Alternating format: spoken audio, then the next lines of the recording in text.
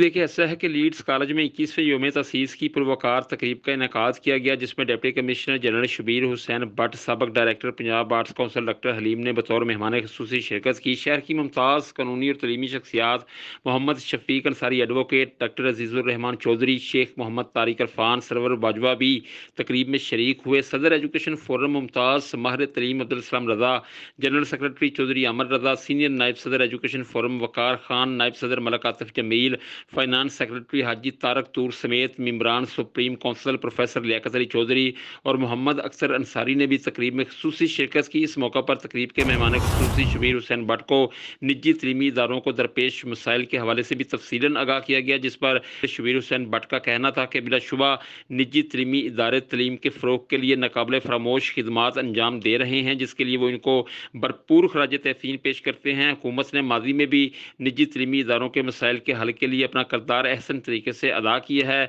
और निजी तलीमी इदारों के मसाइल को काफ़ी हद तक ख़त्म या फिर आसान कर दिया गया है। हुकूमत निजी तलीमी इदारों के साथ है और इनके मसाइल के हल के लिए इनके साथ मुकम्मल तौर पर राब्ते में है। जी।